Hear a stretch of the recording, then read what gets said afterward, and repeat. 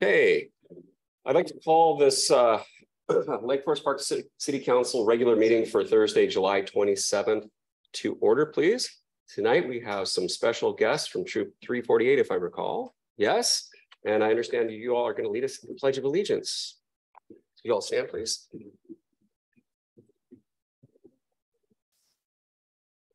Allegiance to the flag of the United States of America and to the republic for which it stands, one nation, under God, indivisible, with liberty and justice for all. Thank you all. And thanks for joining us tonight. I would entertain a motion for adoption of the agenda. So moved. Second. It's been moved and seconded. Is there any discussion, council? All those in favor, please signify by saying aye. Aye. Aye. Thank you, Lori. Welcome. The ayes have it. Thanks very much, everyone. Tonight, we have a special evening, and we are going to be recognizing Planning Director Steve Bennett upon his retirement and recognition of service. And I can't believe, Steve, it's been 19 years. It's extraordinary. I believe you were the staff liaison to a committee that I was involved in back in 2004. Is that correct? Way back in the day. So, and this is a proclamation honoring and thanking Stephen Bennett, City of Lake Forest Park Planning Director. Whereas on August 4th, 2023, after spending more than 19 years serving the citizens of Lake Forest Park, Planning Director Stephen Bennett will retire. And whereas Director Bennett has worked at Lake Forest Park with 3 mayors, 4 city administrators, 2 interim city administrators, numerous council members, planning commissioners, and tree board members. And whereas Director Bennett has been involved in numerous large-scale planning efforts, including, but not limited to, Legacy 100-Year Vision, Tree Ordinance, Southern Gateway, Big 5, Cottage Housing, Town Center, Shoreline Master Program updates, Comprehensive Plan updates, ADU, DADU code, and Stride BRT. I'm sure we missed a few in there as well, Steve. And whereas Director Bennett has witnessed the citywide, tree canopy increase from 43% in 2008 to 43% in 2008 to 49% in 2018. And whereas Director Bennett was a yearly participant in Bike Everywhere Month and a competitive member of the LFP team, The Wheel Thing. And whereas during his tenure with the city, Director Bennett was known for being knowledgeable, competent, professional, conscientious, and dependable. And whereas throughout his career, Director Bennett constantly demonstrated that his priority was always the success of our organization. Now, therefore, the mayor and the city council of the city of Lake Forest Park do hereby thank and congratulate Stephen Bennett, City of Lake Forest Park Planning Director, on his retirement from public service and wish him all the best for a very happy retirement. Signed this day, this 27th day of July 2023, Tom French, Deputy Mayor. Thank you, Steve, so much.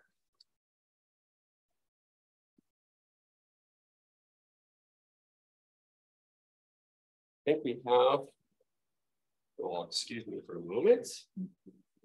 We have a proclamation. I think we should have everyone come down to the stations. Okay.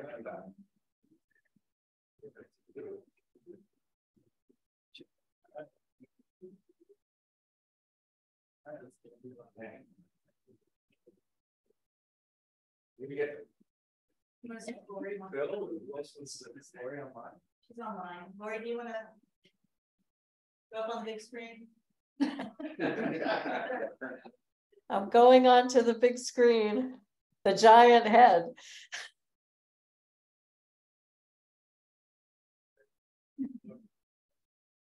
Excellent. Congratulations, Steve. Thanks again for all your service. Congratulations, Steve.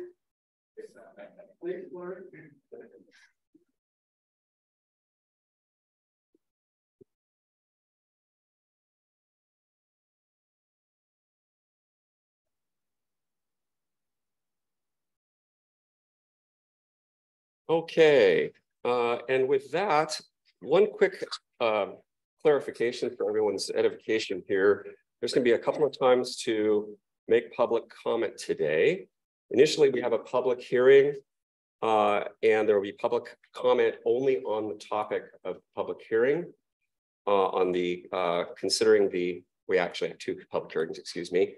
The first public hearing is considering whether to take position on the Veterans, Seniors, and Human Services Levy.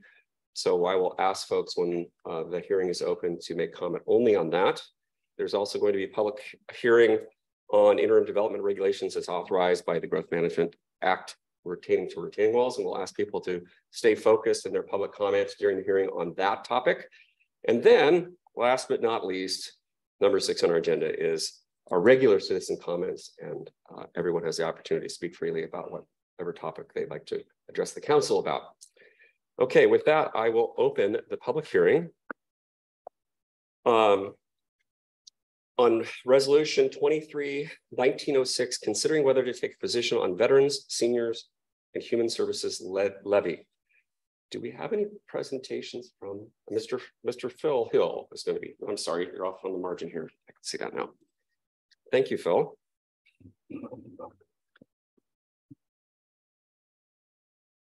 Thank you, Deputy Mayor. Just a quick background for those in the audience and those who may be online.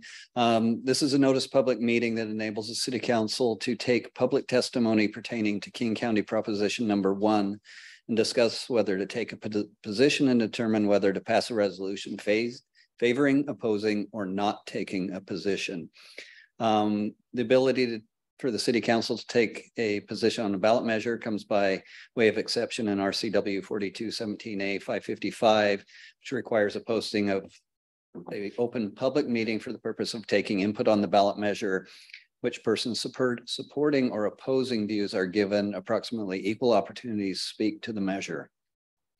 The following has occurred prior to the council consideration of the agenda item. Public hearing has been duly posted and advertised in a newspaper of record. Notice including the number and ballot issue of the measure. The King County Elections Office provided the names of one group writing in the voters pamphlet in favor of the measure. They were contacted at the email address or telephone number provided and invited to testify at the public meeting. There was no written opposition to the proposition in the voters pamphlet. Additionally, staff invited representative from North Urban Human Services Alliance, North Shore Senior Center, Shoreline Lake Forest Park Senior Center to testify at the public hearing. The impact of this levy, this is a renewal of the levy, would have a duration of 6 years beginning in 2024. In the first year, the limited at 10 cents per 1,000 10 cents per $1,000 of value on the assessed property. And then there would be a 3.5% scalar on that, up to a 3.5% scalar for inflation between 2025 and 2029. Qualifying seniors, veterans, and disabled persons would be eligible for exemption from the levy under RCW 8436-381. Council was forwarded this afternoon one note of opposition to the city taking any action on this, and that's all that I have for you. Any questions for me? Colleagues, questions for Mr. Hill? Okay, thank you very much. And I was so excited about using the gavel. I opened the public hearing too early, but I'm so excited about using the gavel. I'm going to open the public hearing for comment. Are there any members of the public that would like to make comments about, thank you, Chief, regarding resolution 23-1906, considering whether to take a position on veterans, seniors, and human services levy? Matt, would you make the call out? If you wish to address the council, please use the raise hand function. We'll give this folks a second to navigate through them. Okay, it doesn't appear there's going to be anyone that wants to make public comment at this time, so I'm going to close the public hearing. And we're going to move on to council discussion resolution 23-1906, considering whether to take a position on veterans, seniors, and human services levy. Colleagues, questions or comments, thoughts? Yes, Vice Chair Kafsover. Thank you very much, Mr. Vice Chair, Deputy Mayor, sorry. So we had a good discussion, and we heard a good presentation from our King County Council member Rod Dembowski at our last meeting. So I'd actually like to go ahead and move Resolution 23-1906, considering whether to ask the council to take a position on the Veterans, Seniors and Human Services Levy, and that position I hope would be in support. So that's my motion. Second. It's been moved and seconded. Colleagues, is there any discussion? Councilmember Councilmember Bodie, please. Yes, I just wanted to add what I said at our last discussion of this, which is I am aware that our Shoreline Lake Forest Park Senior Center initially under the previous levy did not get kind of a proportionate fair share of funding. And there were special efforts made to try to make sure that they didn't get nothing out of the levy. And so I support the levy, but I am going to emphasize Rod Dembowski's commitment to make sure Lake Forest Parks and Shoreline Senior Center gets its proportionate share of funding for the senior portion of the programs. So just wanted to underscore that, but I do support the levy. Thank you, Councilmember. Councilmember Furtani.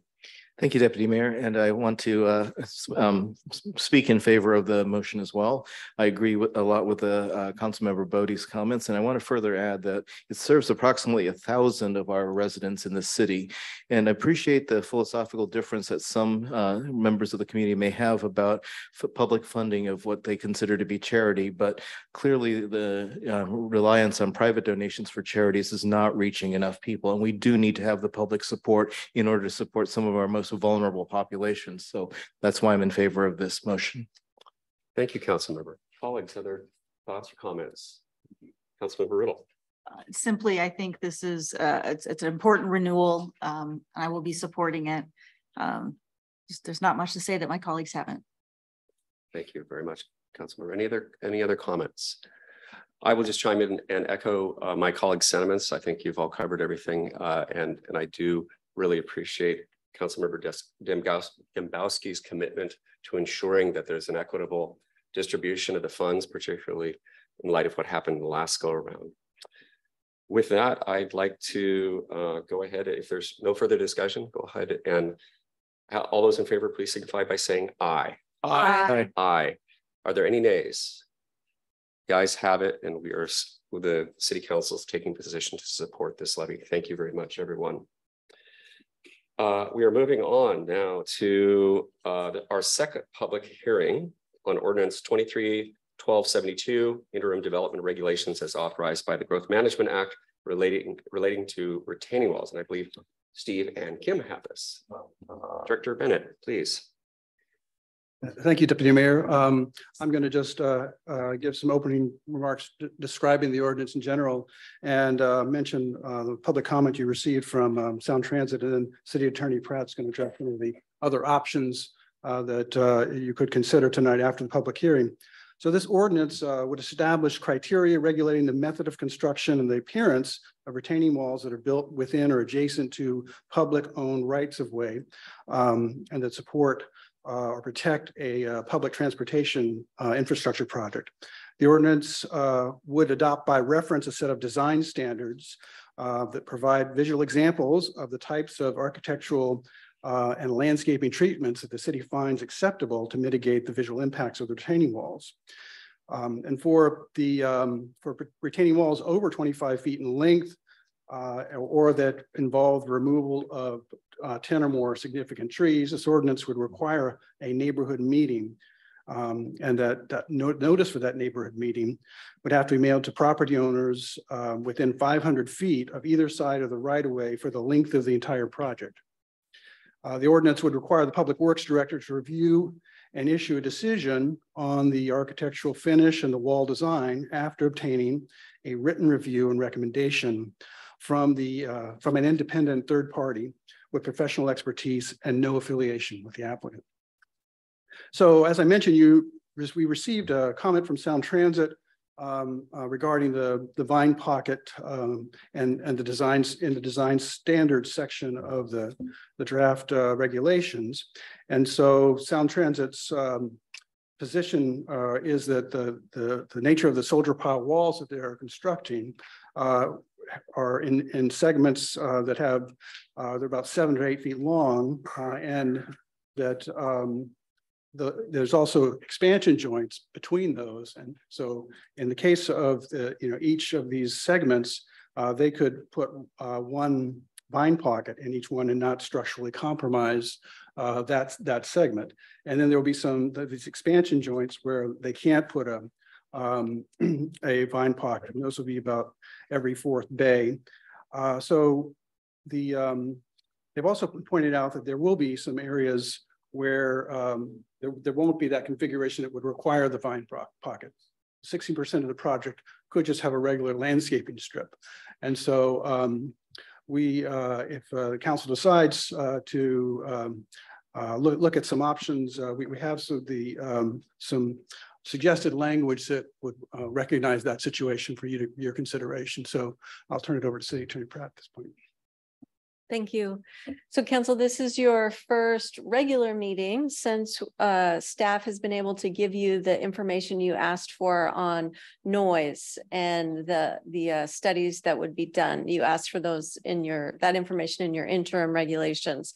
And so this packet, as well as your packet for your last work session, includes a memo from PACE. It includes federal regulations, which you'll see say if these regulations are given to local governments. It tells local governments what to ask for in terms of noise. And if those are satisfied, then the federal regulations are deemed satisfied. So we gave you those federal regulations. And then also the WSDOT noise modeling, which is quite expansive. So you have that now. And we have, after the public hearing, we have put together a version of the ordinance that includes any edits that we put in the notice of public hearing. So we've made edits in an ordinance with all of those, and at the end of the public hearing, if council so chooses, we can go through that version of the ordinance and get your comments, questions on each of those things. And we also did include today, we made suggested edits given Sound Transit's comment. And so we have those as well. Thank you, Attorney Pratt. And Council, you probably saw on the dais, this is the document that Ms. Pratt is referring to. Okay, thank you. So questions, colleagues, for Director Bennett or Ms. Pratt? Yes, Mr. Goldman. Yeah, thank you both for your presentations. Questions about noise regulations. So federally and WSDOT, there's 3 classes of projects, and type 1 and type 2 require noise mitigation, type 3 does not. So my questions are, who makes the determination what type of project it is, and what role does the city have, if any, in that process? WSDOT makes that determination, and the city has no formal role in making that determination. The city cooperates with WSDOT and vice versa. And so the city can, ask WSDOT about it, get information that has been given to WSDOT, but the city has no formal role. Okay, thank you. Mr. Hill. And just for the council's information, we have made that request to Sound Transit to identify how this project is considered type 1 versus type 3, because there's a question of whether there's actually a lane added or not.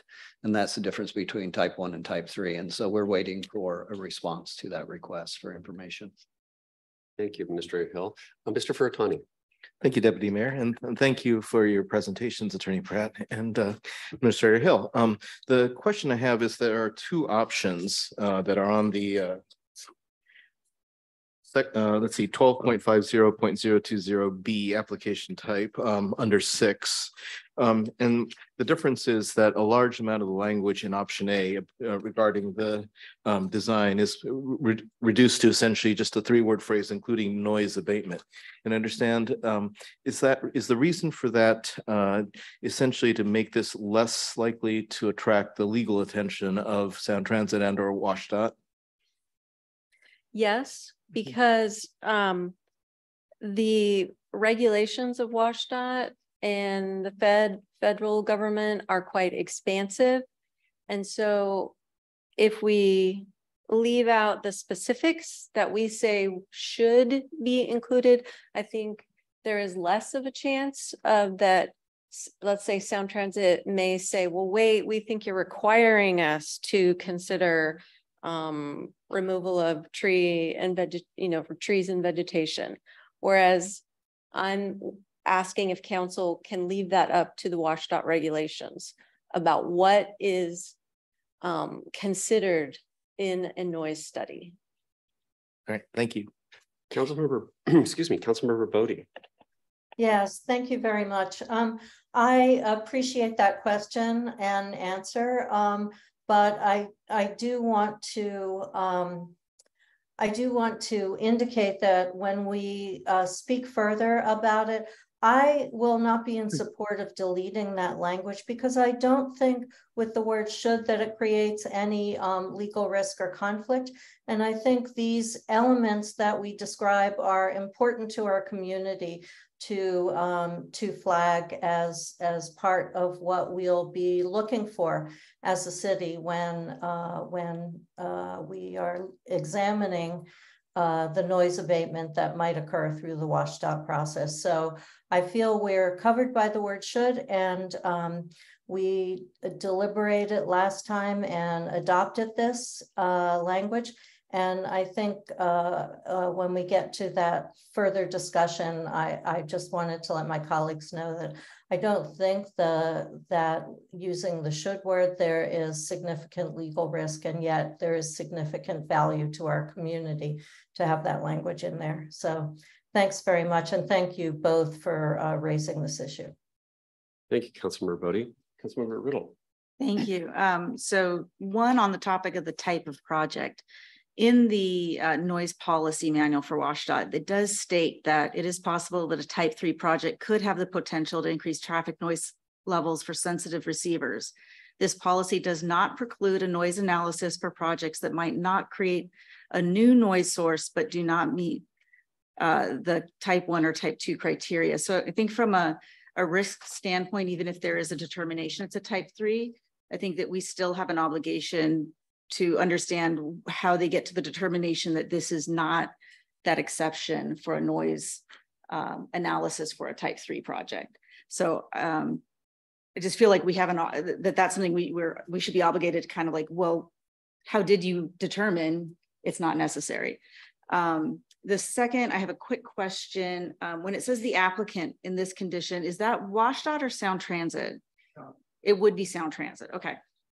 Because Sound Transit has already spoken to some of those issues that we mentioned in the option A, consideration of the tree and vegetation removal and so forth. So I feel like in a sense that because those are already conversations that they've had with us in public, it's a less of a risk for us to put it into a policy because it's something that they're already acknowledging that they're considering. So those are kind of the two pieces I just wanted to bring up at this time. Thank you, Councilmember. Colleagues, other thoughts or questions? Vice Chair Kassover. Thank you very much. So I've read carefully all of the materials that we have been given to help us understand our legal position in this whole process. And I'm wondering, especially after hearing Councilmember Bodie speaking about the desire of the community to have more information, whether we could change the language in option A to read, rather than the documentation should include an assessment, something like the community would benefit if the documentation included an assessment, so that it is a request rather than any kind of legal, what I want to say, requirement in our ordinance here. And I just wondered if the city attorney might have a thought on that. I think making your intent clear is much preferred. And, you know, community would benefit if, I think, makes it clear this is not a requirement. There was, I think, some confusion from the last time that this section got talked about, in that just during the discussion, I think there were part of the discussion could have led Sound Transit to believe that this was a requirement, that they were going to be forced to provide these things. I think tonight, from the discussion you're already having, you're making it clear that the should is not a requirement. So just making your intent clear, whether by the language you're talking about, Councilmember Cassover, or making it clear that should is not mandatory, is a good idea. Thank you. Thank you, colleagues. Are there any other comments? Councilmember Bodie. Actually, we're supposed to be technically limiting this really to questions of staff and then discussion for later, but I will hold my my comments / question for now, because it's a very good reminder, Deputy Mayor. Thank you. That was my pleasure. Okay, thank you. And with that, if there's no other questions for staff, thank you, Kim and Steve. I would note too that for the understanding of the public, this is the 11th presentation on this topic. This council and staff have worked very, very hard to get to the place that we are. So, and with that, I will open the public hearing on Ordinance 23-1272 Interim Development Regulations as authorized by the Growth Management Act relating to retaining walls. Thank you, Chief. Okay. Let's see, we have, is it Eileen Oslin? Is that correct? Kristen Ellison. Okay, Kristen, okay. Thank you. Please step up to the microphone and just state your name, please. And you have 3 minutes to comment. I'm Kristen Ellison Oslin. I'm one of the many people in Lake Forest Park who lives within 500 feet of this improvement. I'm also an extensive transit user. I don't see the need for this. I take transit downtown for anything that I do downtown. I have taken transit and driven northward where the connector, S3 connector, is supposed to go. The thing is, while we are living, we're about 150 feet to 200 feet from the proposed wall. The wall that's existing at 153rd is not acceptable. It's horrible. And the way that it reflects sound into our homes, and I'm in the condominiums that are just on 153rd place, 155th place, rather. It really diminishes the value of our enjoyment in our community. I grew up in Lake Forest Park. I went to Shorecrest High School. I really encourage our elected representatives to have more say versus Sound Transit. I feel like we're being steamrolled. Sorry to interrupt you. I hate to interrupt you. I don't mean to be rude. We're talking about the wall ordinance, specifically rather than Sound Transit. I agree, but so, it's clearly part of the conversation. Fair enough. And the point is, I thank you that you have taken the time to examine this question 11 times. Whatever you're doing isn't getting the community the news that there is a meeting. And it says I have less than a minute. But the thing is I really feel these community meetings and hearings should be extended so that we can give the persuasive input with knowledge of this is what I've got. I haven't had any other notice except for legal notices in the newspaper. That's not real. I can barely read this. I'm 68 years old. If you mean, take that into consideration, that we are citizens, we are taxpayers, and we've come to Lake Forest Park for Forest is our middle name. It is a significant thing to remove, it looks like, as many as 200 trees. That's all. Thank you. Thank you, Kristen. There's no one else signed up. Is there anyone else in the council chambers that would like to make a comment on the resolution 23-1906? I don't see anyone here. Matt, would you make the announcement, please? If you wish to address the council, please use the raise hand function.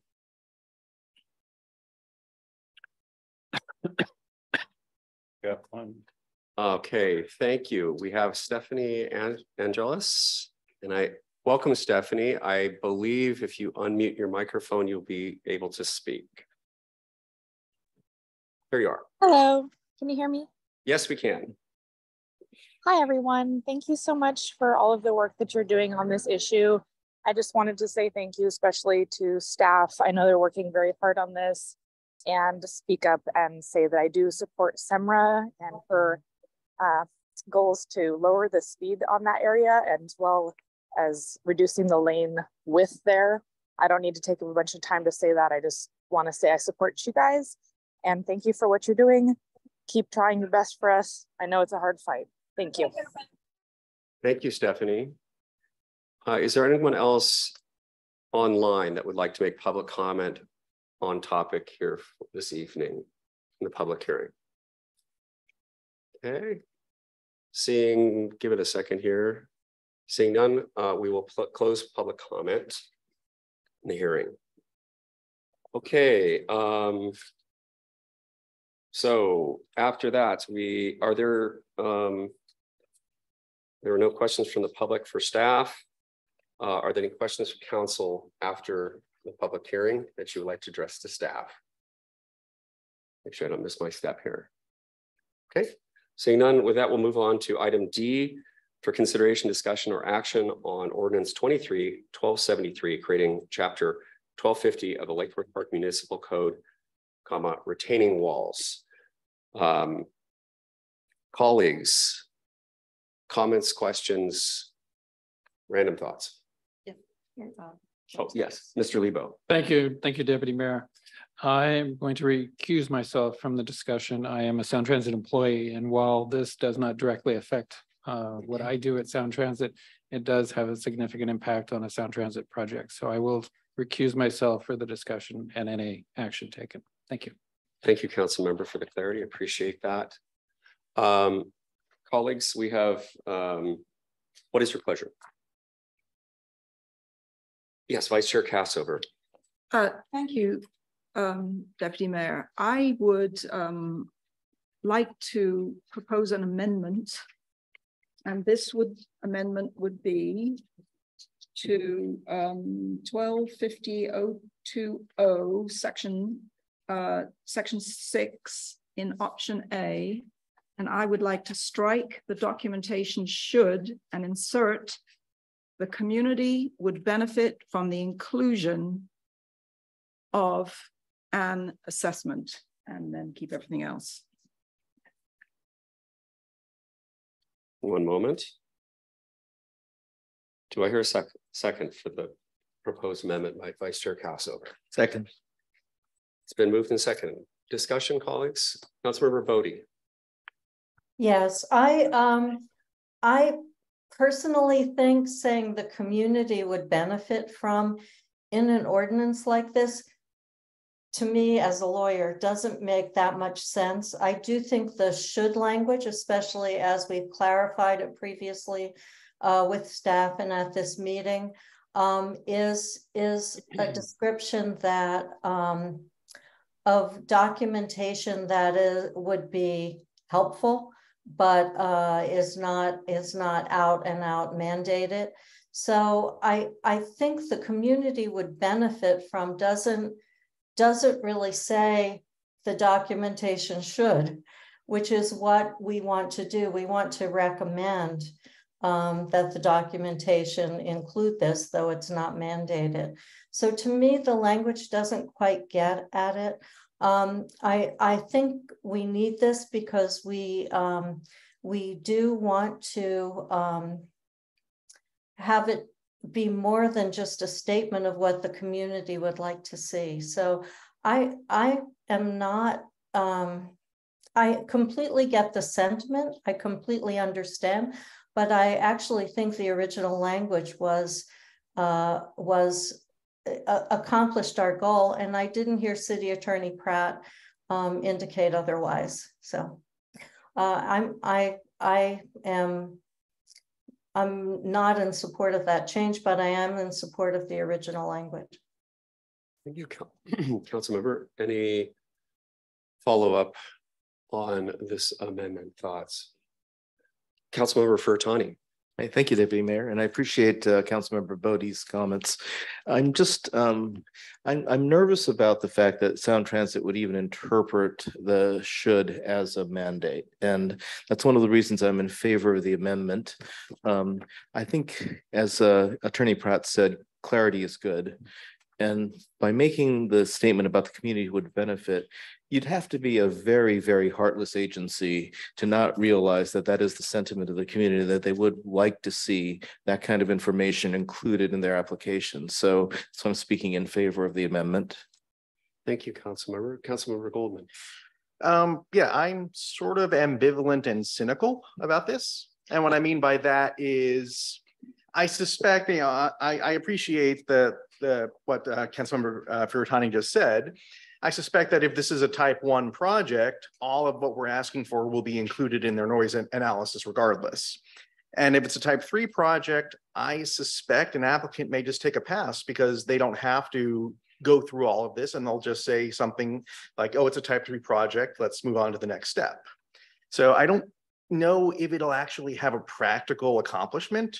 In terms of the options, I am more supportive of Councilmember Cassover's amendment than I am the original option A, because I think it does, I know that should is not a requirement, but I also think that the amendment gets at what we want as a community. I still am cynical. I'm not sure it'll accomplish what we want it to accomplish, but from what I've heard from staff, it's not really something we have control over regardless. So I am mildly, I don't mean that in a disparaging way, but on balance, I am more in support of the amendment. Thank you, Councilmember. Councilmember Riddle. When I go back to our discussion around shall and should, and going back to the design standards, both the town center and these retaining wall design standards, I go back to the definition that the use of the term should indicates a provision that is strongly encouraged, but that is not an absolute requirement. Compliance with this provision is voluntary, but highly desirable to the community. I think that's what we're trying to get said in here, and the word should is clearly defined as that. So I'm not sure changing the language is going to get us any more or less. And I think if there is a concern from the applicant, we can point to the definition of shall and should, because option A includes both shall and should.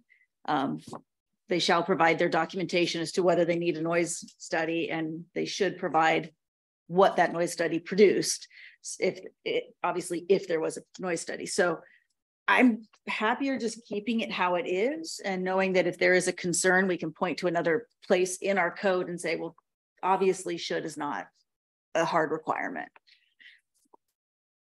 Thank you, Councilmember. Colleagues, other thoughts on point or other thoughts? On point, I would like to just make chime in myself here.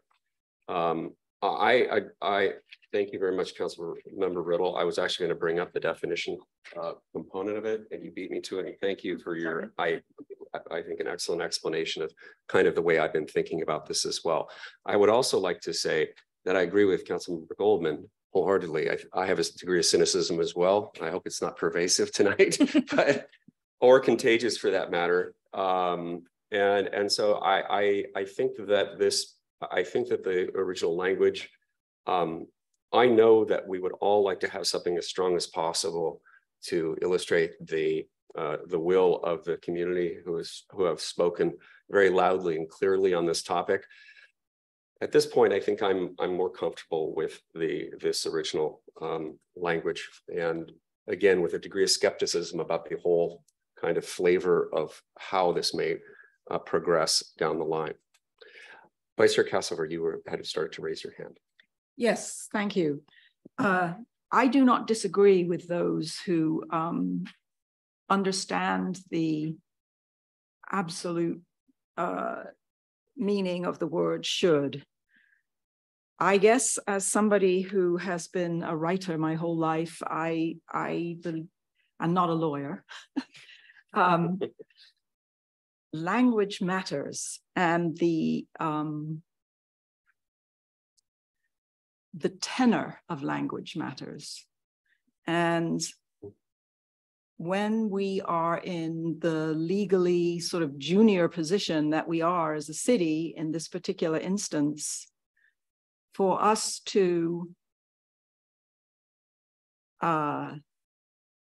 ask for things in a way that could be interpreted as beyond our legal position may invite feedback or action that in fact is not good for us in the end. So I think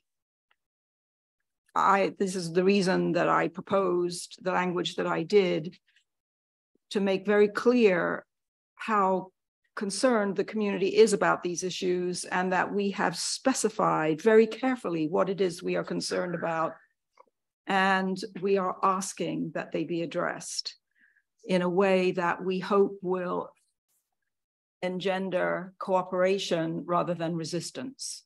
So I'm probably not as cynical a person as some of you are up here today. Fair enough. And Thank you, in my life and my career negotiating with many federal agencies over time, over a lot of money, usually, I have found that a diplomatic approach very often got us where we needed to be better than a tough-minded approach. And so that's the way I approach these things myself, and knowing some of the personalities involved there at Sound Transit, don't know WashDOT quite so much. I actually think they want to look more collaborative than not, but if they're pushed into a corner, that doesn't work. Thank you, Councilmember Riddle. Thank you. I think there's two things about this that lead me to leaving it close to the way it is, and maybe with a reference to the definition. One, Sound Transit's the applicant, not WashDOT. So we aren't specific. So there's a layer between us and WashDOT and that sort of decision-making process. Sound Transit has already spoken to these sorts of topics, that they're already aware of and concerned with these as well. Just knowing that they're disrupting our community. So I feel like leaving it as is with possibly a reference to where the definitions are would give us the strength to say this is what our community wants, but also a recognition that it is voluntary, the second half.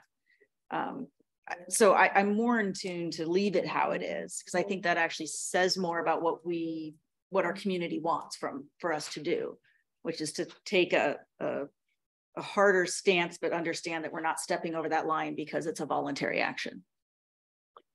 Thank you, Councilmember Riddle. Councilmember Bodie. Yes, I like the proposal that Councilmember Riddle just made to reference the definition, because when she read it, I didn't recall the exact wording, but it's very, very well articulated what should means. And so I don't think should communicates anything more aggressive to an applicant, whether they be Sound Transit or someone else. I think we use the should and shall routinely in our land use and application provisions. So I like that alternative to refer to the definition for clarity and could support that. Thank you. Thank you, Councilmember. Colleagues, well, we have a motion on the floor right now. So I guess if there's no further discussion, we'll go ahead and take a vote on that particular amendment and go forward from there. We may have a legal question here coming. I don't imagine that. All those in favor of Vice Chair Cassover's amendment, including the community would benefit from an assessment. Did I get all the language? The community would benefit from inclusion of the assessment. Inclusion. Okay, thank you very much, Vice Chair Cassover. All those in favor, please signify by saying aye. Aye. Aye. There are 3 ayes. All those against, please say nay. Nay. Nay. There's our legal question. We don't have it. It fails for a majority. Fails for majority. Okay.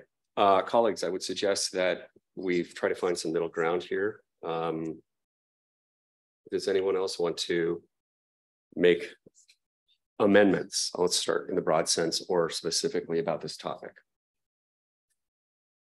Councilmember Goldman. Yeah, thank you. Not so much an amendment, but an observation. Where the interpretation of shall and should is in the design standard section as opposed to the ordinance proper. So I think kind of echoing what Councilmember Riddle said, I think having, explicitly having somewhere in the ordinance itself, shall versus should, could be helpful in explaining our mindset on this. Thank you, Councilmember Goldman. Ms. Pratt, if I may, is there a logical and rational place for that to be included? We could find one, definitely. And I would say when you just look at the definition of should, it's not clear. It means voluntary. And that's why we put it in the standards, because Sound Transit brought up to us, does this mean voluntary or involuntary? So that's why we put it in the standards in the first place. So we could certainly do something like that so that it's very clear should means voluntary. Colleagues, thoughts on point from Ms. Pratt's explanation?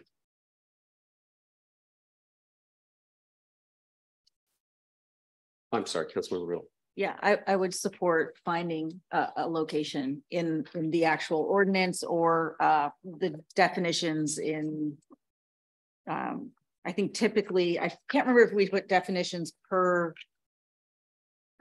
subsection or at the beginning of 1250. It's an all new one. So I apologize. I'm not 100% sure, but I would support us finding a place for a set of definitions. Thank you, Councilmember Riddle. Recommended, Ms. Pratt, how would you like us to proceed? Should we move on with some other topics and then come back to this? Or do you think this is something that's a pretty simple? I would just say, I would like to put it in 1250. If we were in the land use section of our code, I would be very comfortable with adding it to the definitions, but we're not. We're in Title 12. And so I'm not, I think it would be better if we put it right in 1250. I think I could. What? Is that 1250-010? Under purpose. Yes, I mean, yes, I think we could definitely just put it in there. We could make a reference to the standards, or we could put it in there separately. Is exactly like it's in the standards. That sounded like you all are fine with how it's in the standards. We could just have that be in the code section as well in 010. Okay. Colleagues, thoughts on point. Councilmember Vogt. I just wanted to say I support that approach, and I think that is the proper place to put it. And I think the language in the standards is clear and excellent. So if that came forward as a motion, I would support it. Councilmember Riddle. If we're open for at this point, I think I would like to. I don't know if making amendment is the appropriate thing, but I think I could. I think I have the information. an amendment to add an I and a City Attorney Pratt, should it be under one? Should it be under I, or should we have an I and a J for each definition? What would you recommend from your perspective? I would just put an I. Okay, so add an I under 1250.010, purpose and intent, that replicates the definitions of shall and should as currently in the retaining wall design standards language. Motion has been made. Is there a Second. It's been seconded by Councilmember Goldman. Is there any further discussion, colleagues? I will chime in while you're looking at that. I support this. I think it's the appropriate path. If there's no further discussion, if there's no further discussion, all those in favor of the amendment to add I and the definitions from the design standards to section 12.50.010 under purposes and intent I, a new section I, please signify by saying aye. Aye. Aye. Are there any nays? The ayes have it. Actually, literally, pun intended. Okay, thank you, everyone. Let's see, moving on now. So other places that you would like to consider changes or questions for staff regarding this ordinance? Councilmember Bodie. Yes, I would like to move, or I'll just discuss it first and then we can talk about a motion. The changes that were, the other changes that were potentially flagged in the public hearing notice that were input that were reflective of the comments we got at our previous public hearing on this ordinance are ones that I would like to move. So those are the additions of the clarifying language that this isn't just about aesthetic goals, it's about mitigation and aesthetics. And also, I'm sorry, and that's in 12.050.010 B and C. Similar language that was in the public notice that basically says to achieve the strength required and achieve mitigation and aesthetic goals, or require aesthetic and other design features that mitigate these wall impacts and reflect the community environment as adopted in the retaining wall design standards in this chapter 12.50. So those are the first couple which involve mitigation. The second changes that were in the public notice are to 12.050.020 B3. And it is the insertion of this sentence: for projects involving more than one lot, notice of the neighborhood meeting shall also be sent to the Planning Commission and the Tree Board. Again, that reflects public comment that we received. And last, in 12.050.020 C4, the Public Works Director shall, rather than may, take into account long-term maintenance requirements. You know, it's shall, which is mandatory, but take into account also has flexibility in it. And that's something that, especially since our city may have to be involved in some maintenance activities, I think that was a recommended change, and I think it's one that I would support. So I can either move these individually or as a package. So I'm interested in whether they're acceptable to my colleagues, and also how we should best proceed. Thank you, Councilmember Bodie. My recommendation would be that we move them as a package. Would you like to go ahead and move those for purposes of discussion? Yes, can I move them based on the public hearing notice, or do I have to read them all through? So, Councilmember Bodie, just point of clarification, do you have we have on the dais a copy that has the red lines of those changes here in place? Do you have that I don't believe it was sent out electronically. I do not have it, but I do have the red line from the public hearing notice. So it's similar. If someone in the room would like to do the motion, I will second it. Fair enough. I think that your what you read to us is reflected here in this.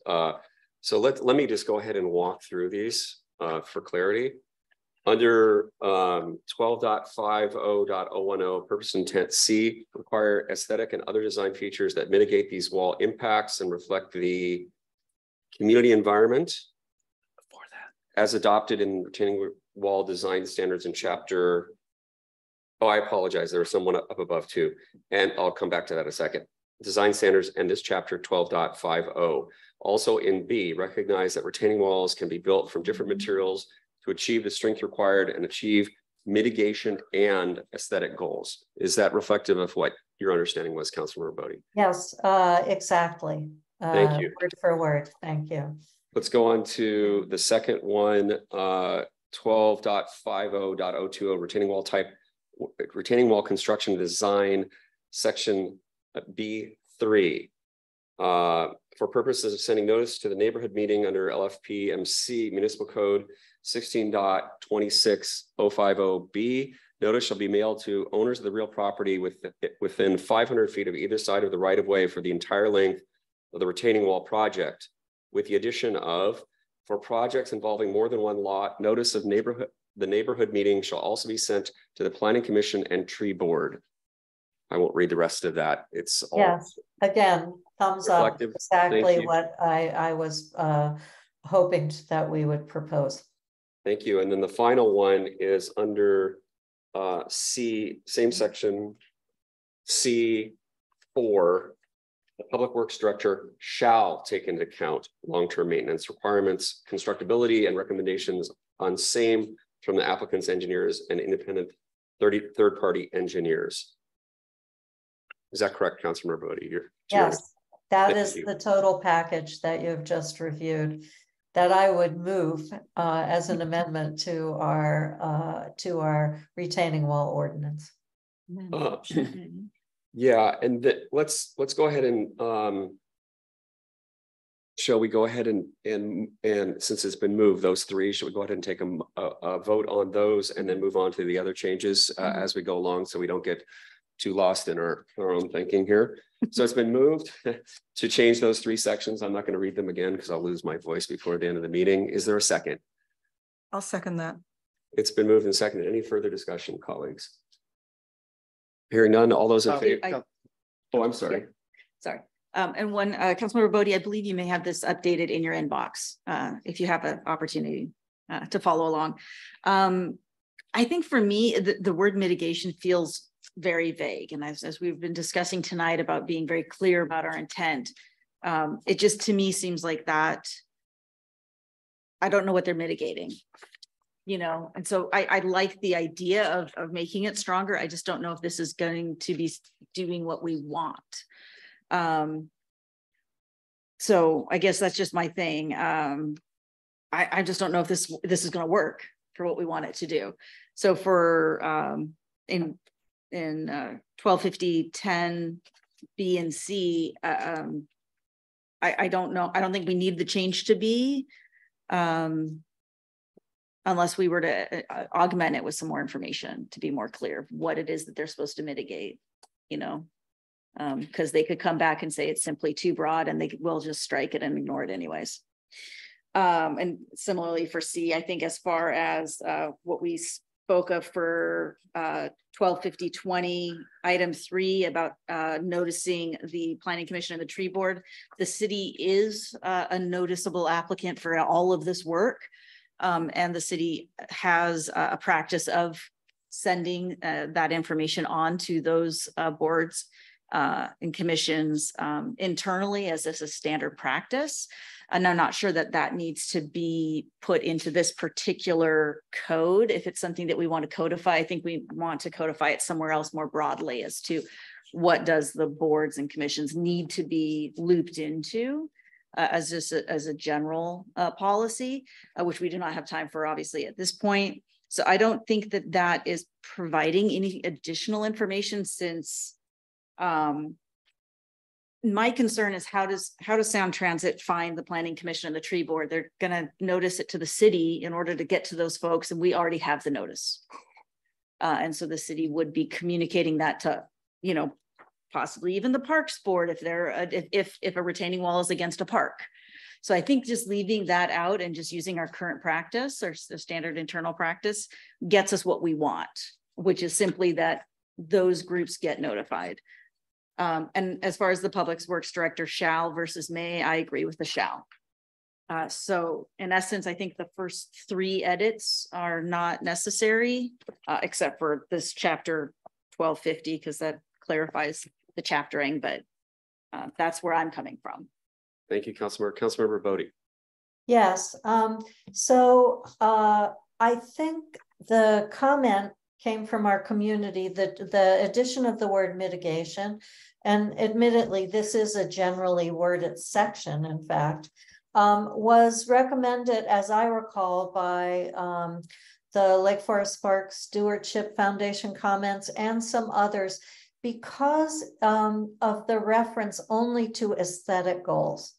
And their point was that there are, that this is more than an aesthetic provision. This is something that involves mitigation of the impacts that are described in A. And so I think that the reference to mitigation, while it isn't crystal clear what that mitigation would be, it is at the same level of specificity as A, and it references back to A. So I still think that Councilmember Riddle, if you're not against the word mitigation, but you don't think it adds anything, I hope you would support it. And on the other matter, again, that was a request from, I believe, the Stewardship Foundation and others, that the public notice be for the neighborhood meeting be a little more broad. I mean, we could provide notice to the Tree Board and the Planning Commission, but they would not be part of the official invitees to that the public notice is going to. So I do think in this particular case, it's if the project involves more lots. And so I think that is still, even if you may find that it would be in the city's discretion to send notice to those, it's still good to specify it here for a retaining wall project that's of a good size. So those are my thoughts. I respect what you're saying. I completely get where you're coming from, but I still would support these amendments. Thank you, Councilmember. Colleagues, other comments? Vice Chair Kessler. Thank you, Deputy Mayor. And thank you very much, both Council members Riddle and Bodie. I'm inclined to agree with Councilmember Bodie that to include the word mitigation reflects the community's concerns. And while it might be a broad term, it does indicate that we have concerns above and beyond aesthetics.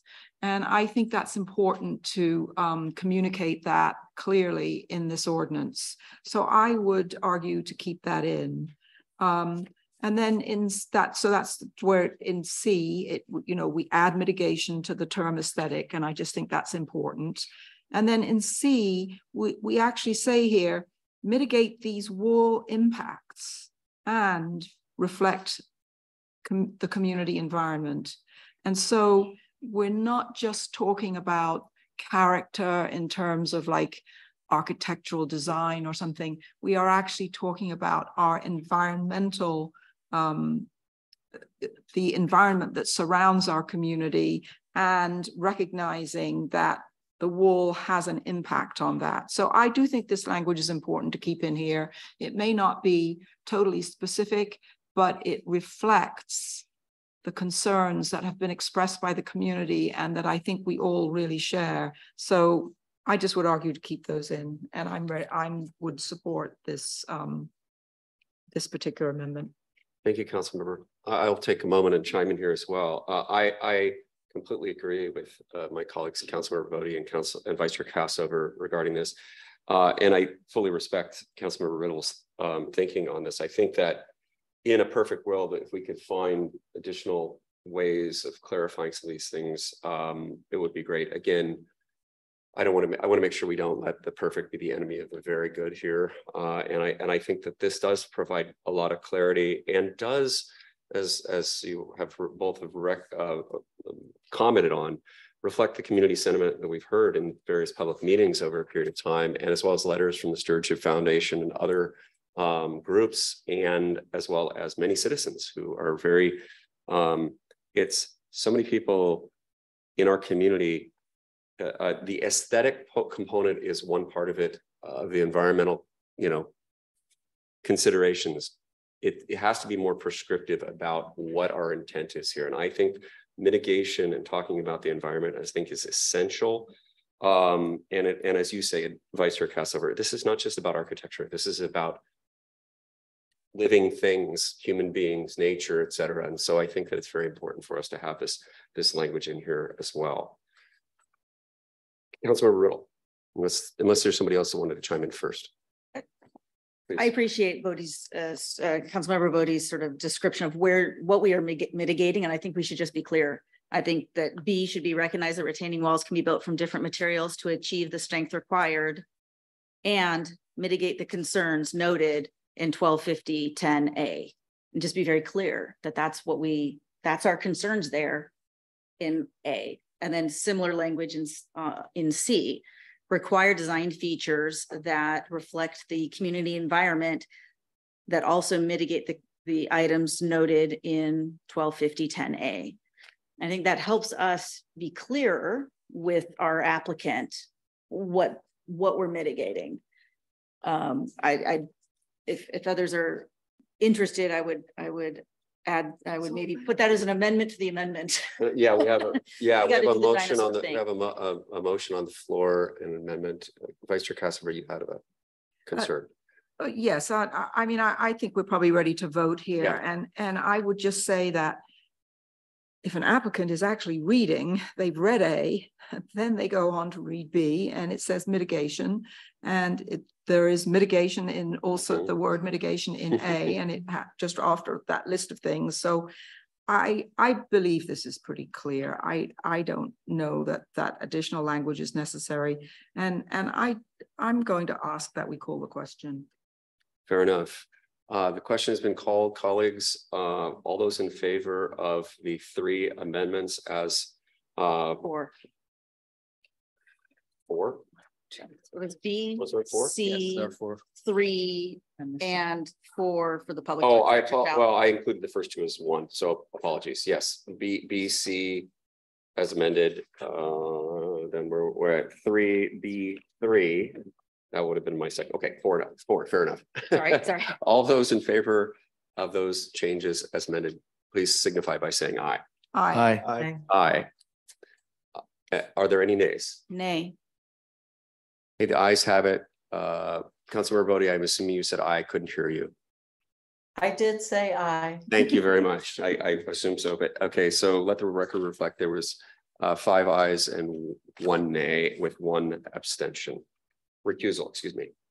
Thank you. John's not a lawyer, but he plays one on TV, right? Okay, moving on here. Let's talk about some of, I would just like to start from the top and start marching through these, if we could, please, in the issue of brevity and expediency. So we have completed those. So we're on page 3. And we are now on page 4, option A or option B.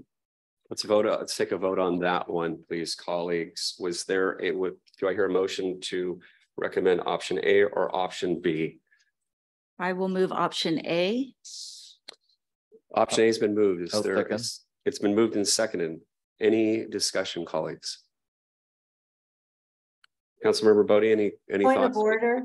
Yes. Point of order, do we have to actually vote on this since this is the existing language? I think we do because these were optional, correct? We have to pick an option. Oh, okay, thank you. Yeah. Just wasn't sure. I Yeah. think if you don't vote, I'm gonna ask, can you explain to me, you want to just keep it as is, which is option A, so a vote would make it Include, very clear to me, I see. Let's just go drafting the ahead. final version. We love prescription. Let's do it. Okay. So, I second Councilmember Riddle's motion. okay, it's been moved and seconded. Is there any discussion? All those in favor of option A as written, please signify by saying aye. Aye. Are there any nays? Thank you, colleagues. The ayes have it. Again, that's 6 yeas and 1 recusal. Okay, and then we're moving on to the next, let's see, D. The substitution of the word retaining wall as opposed to aesthetic design. Do you want to just package it? Let's just, let's just do that. If everyone's comfortable, if there are no objections, let's just package the 1626.010 Part B, including the changes of the to the Lake Forest Park Municipal Code, and also the bottom of the page, and the final thing. And I apologize, those were actually in the interim ordinance that you passed, those amendments to chapter 16. Okay. 26. Sorry, they're just underlined because we're amending the existing code, and so it shows as underlined. Okay, so we don't need to need vote to on those, but we do on item D on page 4. The change of aesthetic. A proposed change Yeah. To change aesthetic to retaining wall. This is simple. We get to vote on one word. If anyone wants to make a motion. I'll move to change the Or 2 words. change the language on ordinance 12.50.020D, the title being aesthetic design change to retaining wall design. Second. It's been moved in second. Any discussion? Hearing none, all those in favor signify by saying aye. Aye. Any nays? Great. Congratulations, colleagues. Let's move on since we've completed the document. Let's see. We have to move the, I would be more comfortable.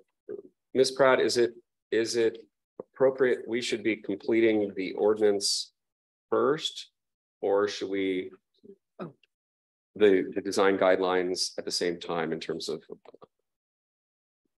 Since the ordinance refers to the design guidelines, I would ask that you do those first. Thank you.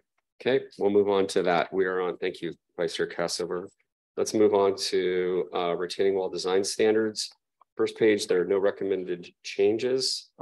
Sorry about point of order. So I have a question for City Attorney Pratt. Please. The notice about the public hearing only talks about changes to the ordinance, not these design standards. Does that prevent us from actually adopting this tonight if we're making changes to something that wasn't part of the public hearing? That is something that council needs to consider, whether or not you think people had noticed that the design guidelines might be changed as well. The public notice does say that you're considering everything in the interim ordinance, which includes the design guidelines. So the public was put on notice that as you adopted them, that was going to be up for consideration. So I think as how I thought about it today was the public on notice about, an issue of spacing of these vine pockets. And if you thought the public was aware this was an issue for discussion, then you wouldn't need to hold up another public hearing. But if you thought this was kind of out of the blue, then you may want to hold another public hearing. Mr. Goldman, thoughts? I don't know. I mean, we got feedback from Sound Transit, I believe, yesterday. So on the one hand, Sound Transit was aware of this. But in terms of the public being able to react to that, I would say on balance, the fact that Sound Transit spontaneously brought it up implies that they were aware of it. So I'm okay moving forward, but I did just want to flag it to make sure we're on the same page. Very thoughtful. Thank you, Councilmember Goldman. Any other thoughts on that topic? Let's see, make sure I'm not missing anybody. I think Councilmember Riddle was first, please. Okay. I think just looking at what the content of the changes are, a fair amount of it is just administrative, shown in figure D type stuff. I think the bulk of it is talking about the spacing from 6 feet to 6 to 8 feet. And then the biggest piece is that where landscaping is planned in front of the retaining wall. Describing that, so versus the pockets, so it kind of just adds another element. I think it's consistent enough that if we do want to vote on it tonight, I think we could. I think my question would be is if we voted on the ordinance but not the retaining wall, would the retaining wall continue to live as an interim document, or would we overrule that and would it go away in our code? I'm just curious how you would interpret. I didn't quite understand if you voted on the ordinance, but not the retaining wall. Would the retaining wall language that we voted during the interim regulations still stand? Or does this eliminate all of our interim regulations and eliminate the retaining wall aesthetic design? The interim regulations actually refer to a date of the design guidelines. Okay. And so you're either going to need to put in that it stays the June, I think it's 22nd version, or it's the July 27th version. Okay. So that will council will need to make that determination. Okay. Vice Chair Cassover, you have a comment? Yes, it's somewhat similar to Councilmember Riddle's in that the change is not very big. It is from 6 to potentially 8 feet spacing. If it was like from 6 to 12 or 20 feet, then yes, I think we would want to call another public hearing. But 6 to 8 feet seems to me to be a minor change and one that has good rationale. So I'm comfortable with doing this tonight. Thank you, Councilmember. Councilmember Bodie. Yes, I'm also comfortable doing this tonight. I think it's a little bit more detailed than I would normally be comfortable with, but actually I think it really is all consistent with it, and it seems to me that it's in the nature of almost a somewhat more detailed clarification. So I agree with my colleagues that it's okay to move ahead. Thank you, Councilmember. I would chime in here as well and say that I think that this is a very minor sort of series of changes that are not really changing the meaning or we haven't gone far afield from what the intent was originally and what was been published in the past and what the community has discussed. So I'm very comfortable with us moving forward tonight with this. Councilmember Furutani. A point of order. I was just wondering on in 12.50.020D, there's a reference to in section 1 on the architectural finishes included in provision 1 of the retaining wall design standards dated July blank 2023. Does that mean that we need to re-amend the actual ordinance? This version that you've got, that hard copy, was a version that Steve and I put together for your discussion tonight. So the interim ordinance actually says, and I should have underlined this, says, I think it's the June 22nd version. So I was anticipating that you would be looking at a change tonight. And so I inserted July blank 2023 so that I wouldn't miss it if you make a change. It's also highlighted, so I won't miss it. Right. I think the question is do we need to actually like make an amendment to change the date? And I believe that's one of the pieces that they can do afterwards is make alignments to dates. Okay. Is that correct? The clerk would have that authority, or it could be included in a motion. Either. Thank you. Colleagues, are we comfortable with the design guidelines as with the recommended changes based upon the interactions with Sound Transit and their comments? Vice Chair Cassover. Yes, I would like to move that we adopt the retaining wall design standards as I don't know what the right word is here. It's not amended, is it? As Revised. proposed. Yeah, there you go. as proposed. It's been moved to adopt the retaining wall design guidelines as proposed. Is there a second? Second. It's been moved and seconded. Is there any further discussion, colleagues? Councilmember Goldman. Yeah, I'm broadly supportive. I'm reading through the email that we got from Sound Transit. So maybe this is a question for staff.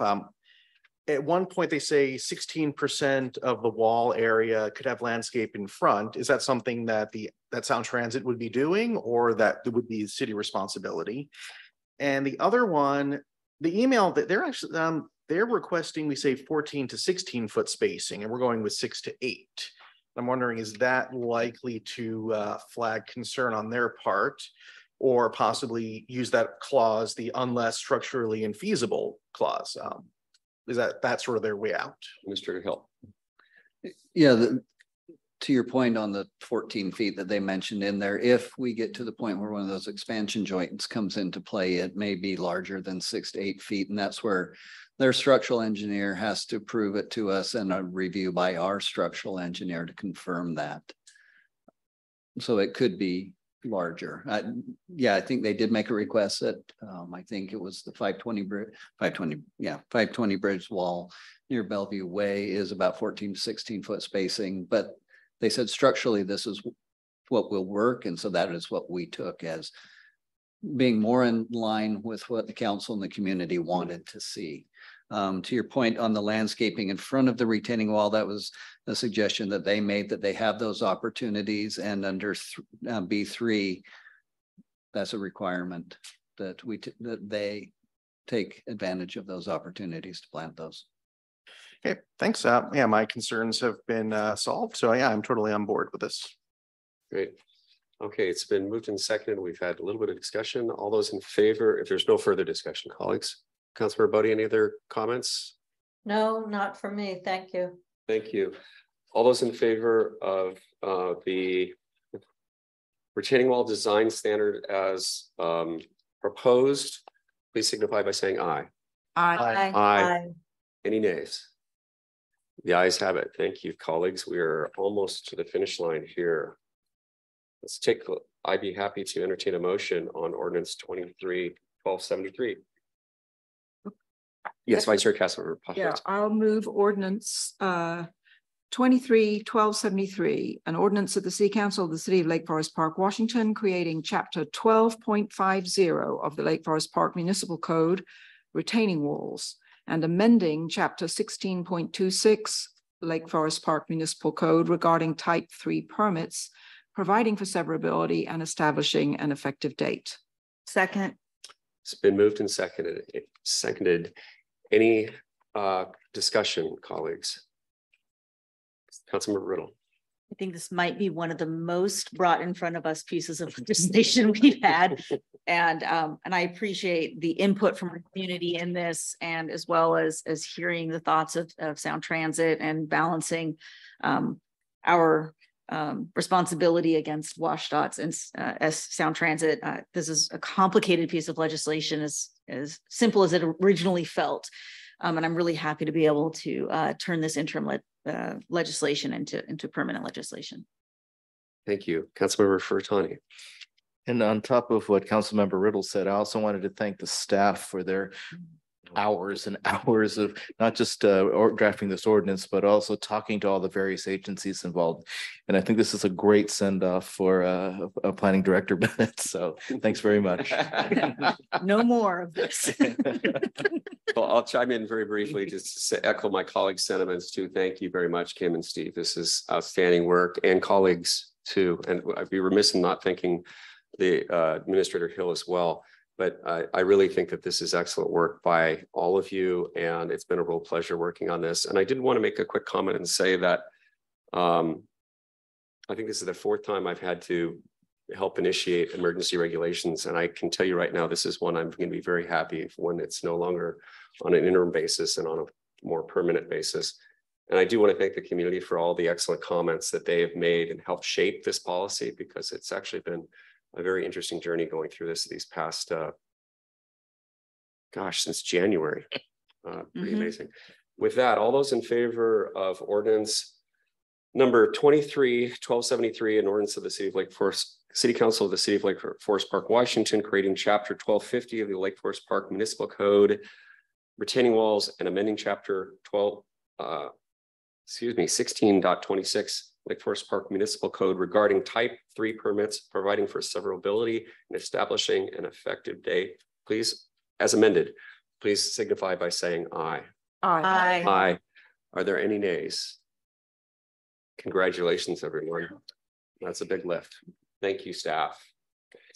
Okay, with that, believe it or not, we are actually on to citizen comments. Chief, you must be so excited. Sign up. At this time, if there's anybody in the council chambers that would like to make public comments, you're welcome to raise your hand and approach the podium. Okay, no one? Matt, would you like We have to? a hand. Oh, I apologize. Yes, please. Please join us up here. The microphone, I believe, is on. Okay, thank you. I'm Tyler Dittman. I'm here tonight, I'm a resident of Lake Forest Park.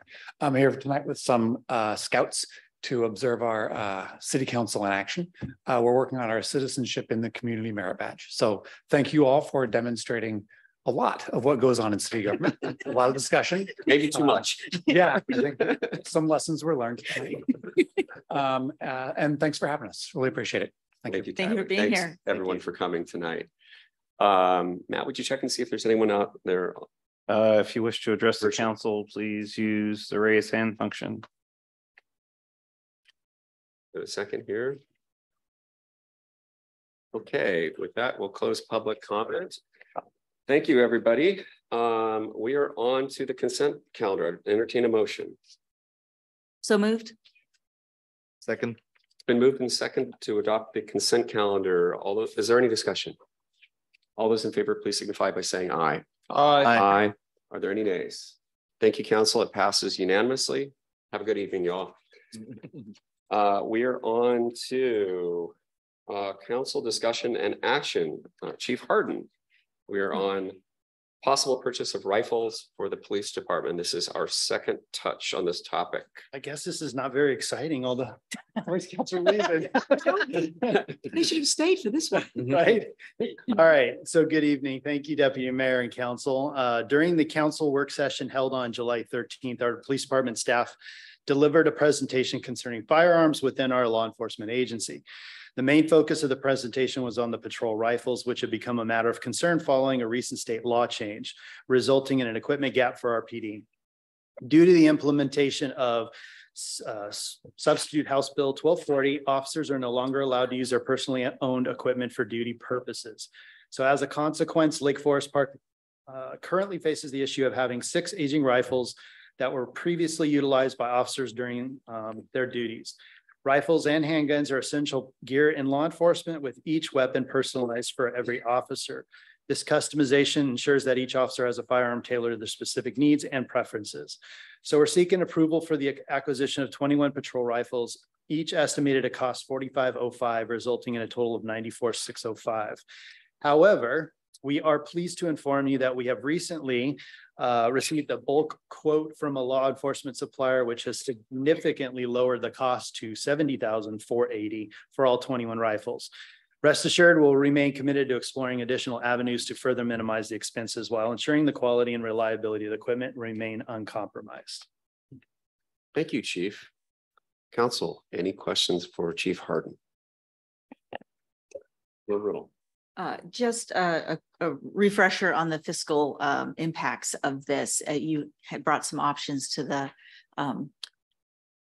work session, whatever it was. Could you refresh my memory? I believe there was 3 different options that we looked at. One would be fully equipping with the 21 rifles. There was the option of having 15 rifles purchased new and take the 6 existing and have those assigned to the lieutenants, the detectives, and myself. And then the other option is to buy 13, which would be the deployable units right now. And then as people come in, we would buy those rifles, and those could be extended into the budget cycles because we may end up hiring people later on especially entry levels that may have a year before they're sold on the road. And then we would purchase those rifles. That would most likely be in 24, 25.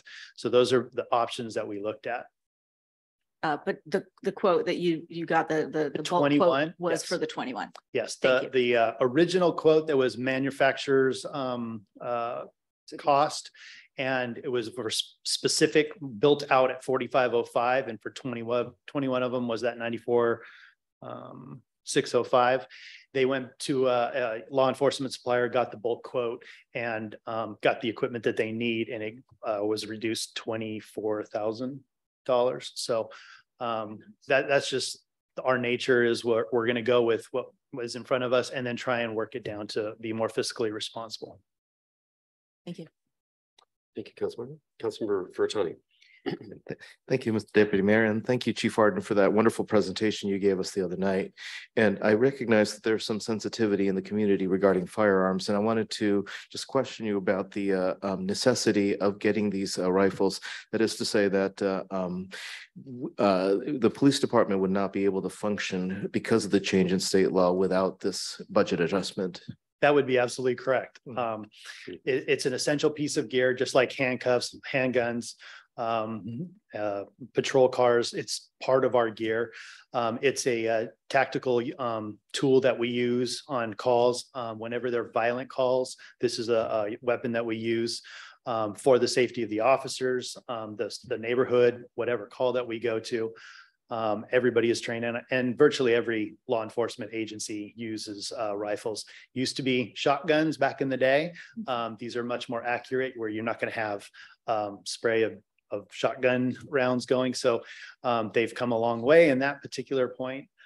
There is the sensitivity for firearms. I know that some people that are from different countries are used to not having firearms. So I understand that, and the way people feel about gun violence. But the way I'm looking at it is, we're the people that protect everybody, and we need those weapons to be in that in those violent crimes and protect those. So thank you. Hopefully I answered your question and comment there. Councilmember Goldman. Thanks, and thank you for your fiscal responsibility on this. One just clarifying question. The word rifle has different meanings to different people. So could you just clarify what sort of rifle? It is a armor light rifle, I believe a Daniel I don't have the exact model, but you're right. There are different ways to talk about rifles. There's single bolt, which are usually used in hunting. This is not an automatic rifle, which is more military use. It's a semi-automatic, so you actually have to pull the trigger for any round to go down range. And I don't know, I'm not the majority expert. I've got guys that can come up here and will talk to you all night long about different things. I mean, that it's helpful, just sort of like distinguishing a hunting rifle versus. So thank you for that. You're welcome. Colleagues, any other questions for Chief? Okay. Yes. Vice Chair Thank Casper. you. And Chief, thank you very much for your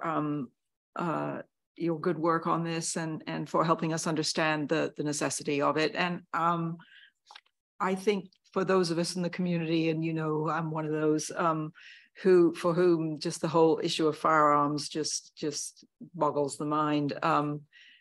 I think I'm very cognizant of the fact that it is not okay for the police to be less armed than bad guys out in the community, and I'm totally with you on that. Agreed. And I just want to take this opportunity to thank you for your report in our agenda, as there is every 2 weeks, and just encourage our community to read that, because it helps everybody understand the work that you must do and the tools that you require to do it. So I think it's very important for the community to really understand that. My question really now is for the city administrator, and maybe even our finance director. This is our second touch. Does it at this point make any sense for us to approve the purchase of these items, or do we really need to go for another round on this?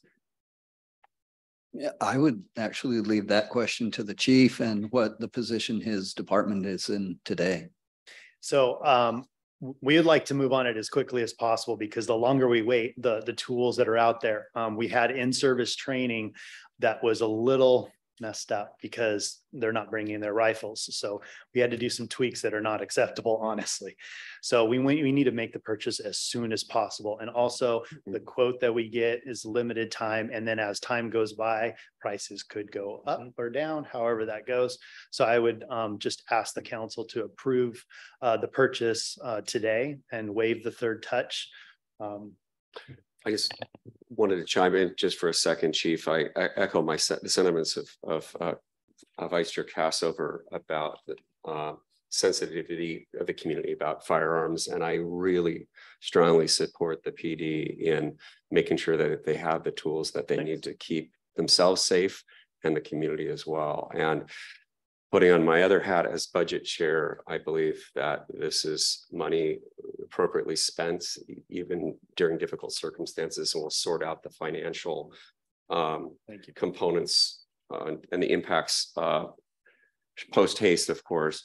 I really appreciate the fact that you guys were able to go back to them and get a lower quote, because that makes a big difference. If anyone was on the fence in terms of how to kit it out, so the full deal or so.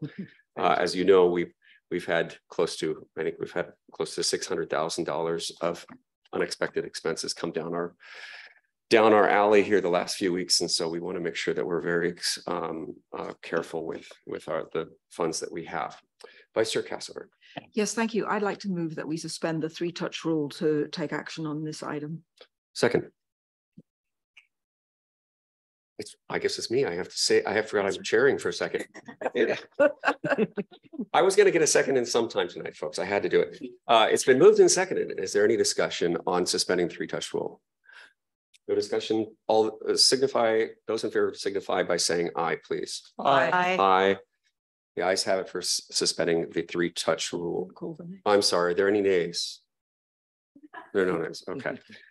You must be getting late. Vice Chair Cassover, the ayes have it. There we go. Okay, thank you very much. So I would like to move that we approve the purchase of rifles for the police department, and that we approve the purchase of 21 rifles for the police department. Appreciate it. And I think that's all I need to say. Thank you. I'll second that one too. It's been moved and seconded. Is there any discussion? Councilmember Goldman. Yeah, I'm supportive. I'll be voting in favor.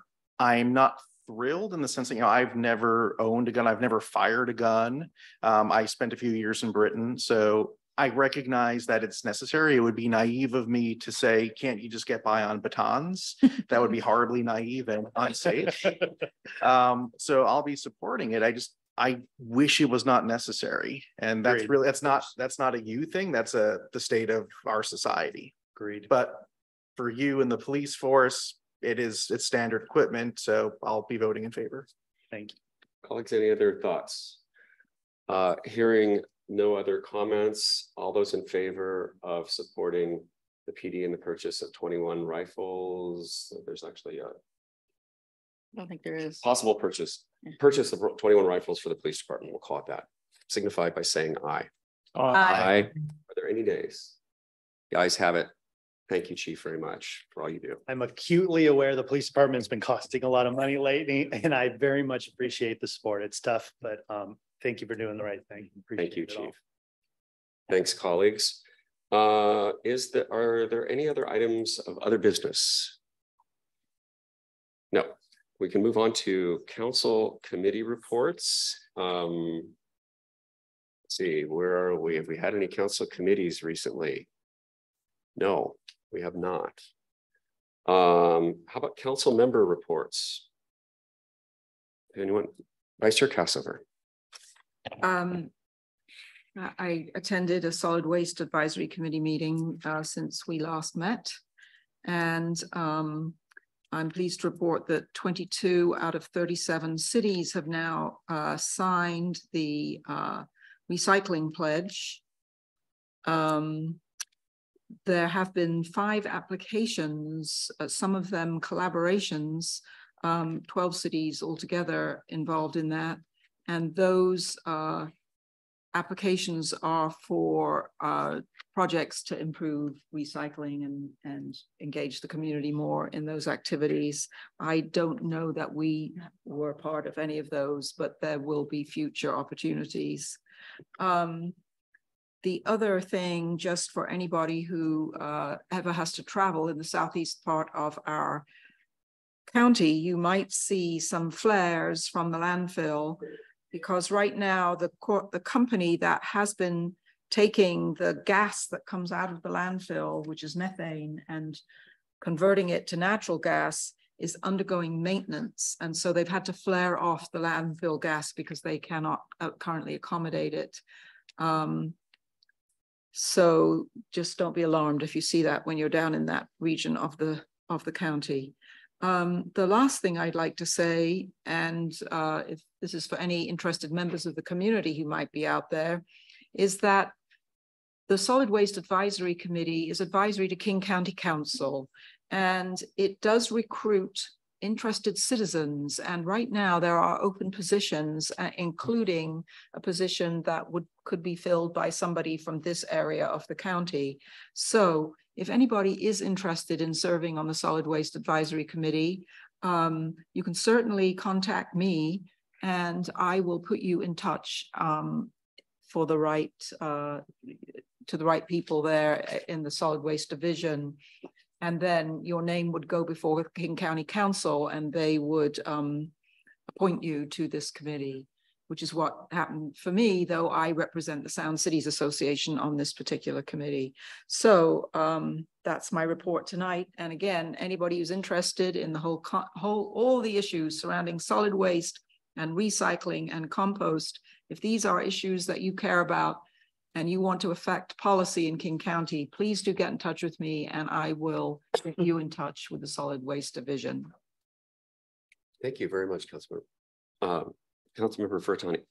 Thank you, Deputy Mayor. Just a couple of items. One of them was that we had our first successful Go Electric talk that talked about induction cooking at the Third Place Commons last Tuesday. This is part of the Climate Action Committee's work. And there'll be a talk on solar panels in Kenmore next month, as well as the final one, which will be in Shoreline, on heat pumps.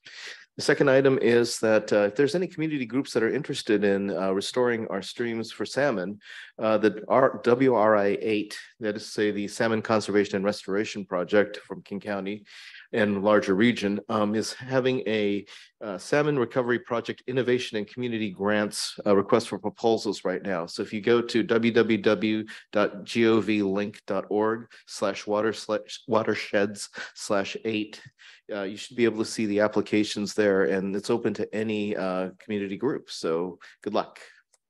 Thank you, Councilmember Furtani. Councilmember Riddle. Thank you. I had a unique opportunity as a governing board member for Healthier Here to moderate Senator Cantwell's fentanyl roundtable for the Seattle-King County area on Monday. And it's quite sobering to hear the challenges, especially the larger downtown core of Seattle is facing. But we all know that this is an issue that is impacting everywhere, including our communities. So it was a great opportunity for her to hear directly from everyone, from a parent to DEA to tribes to King County Public Health on what they're seeing and how they can ask for help and what the federal government can do to help. And she's looking at putting together a state task force that would work in conjunction with the federal government. So that's an ongoing process that her and her staff are going through. But it was a great opportunity to really connect with those groups and hear what they're going through. And I did slip her a press release for our crisis center. So got that in front of her. But anyways, that was just a really great opportunity and just sprung up at the last moment. So. Thank you, Councilmember. And just for the record, we have a celebrity in our midst. She was above the fold in the Seattle Times. Very impressive. Front page. Front page. Yes. Thank you for your work on that, Semra. Thank you. Councilmember Bodie. Yes, thank you very much. We had meetings this week of both the Parks and Recreation Board and the Planning Commission. So, and thank you to Councilmember Furatani for attending the Parks and Recreation Board meeting. We do have a consultant to work on the master plan for the lakefront property, and they're currently putting together a schedule and kind of public engagement plan. And one of the items that I've mentioned is that we need to specifically deal with the local neighbors and the civic club, that the engagement for those property owners who are going to be heavily impacted by the park or potentially heavily impacted need to, be done specially, not just lumped together with the general public. So the board is waiting to get the schedule and to comment on it, and to not all our board members have been able to see the site. So Corey is currently working on that to try to figure out a good time to take a couple of groups of park board members to the site. Yoga in the Parks, or Summer Stretch as it's called, has had 3 sessions, about 40 to 50 people showing up. There's a huge amount of enthusiasm. One of the teachers of these sessions lives in Lake Forest Park and would like to continue running a little bit into September, because right now it's only scheduled to go 3 more weeks. So it's been very popular. Second, what Councilmember Furatani was there to talk about is one of our Parks Board members is working on grants for multicultural events that the city could help sponsor. And Councilmember Furatani brought up the concept of perhaps coordinating with Shore Lake Arts so our Parks Board and Shore Lake Arts would coordinate, and perhaps something like the what is it, Tracy? The dragon. So something like the Lantern Festival. Yes, the Lantern Festival. Thank you. Could possibly be held in Lake Forest Park. So I think that is a promising. It's both promising. The grants are promising for some multicultural events, and it's the partnership with Shore Lake Arts is who has pulled off these kind of events is very promising. The other thing that the Parks Board talked about is possibly, I think I mentioned this before, possibly a parks walk that would go from Town Center through Whispering Willows and Blue Heron Park, Animal Acres, and Eagle Scout Park, and possibly involve a partial closure of Perkins Way. And they're thinking about possible dates to do that in conjunction with something, perhaps the pet parade, which might be in October this year. So there could be a community walk. Last but not least, the pickleballers are very appreciative of what the city has done up at Horizon View, but they would like to see if we could partner with the school district and paint pickleball lines on the tennis courts at Lake Forest Park Elementary. So stay tuned. That's a matter of, they're like for Horizon View, they're willing to raise money for the nets. They have the paint. So that's kind of the status of it. There's a lot of emotion around pickleball, I have learned. So the Planning Commission met and met our potential consultants, and we had a really great discussion of what their possible plan would be under a possible contract. And we had a very robust discussion on housing and transportation issues. So anyway, much more to come on that in the near future. It's going to move fast. The comprehensive plan update, that is. Though, and we had a farewell to Planning Director Steve Bennett because it was his last Planning Commission meeting. So he didn't seem too upset, I will say.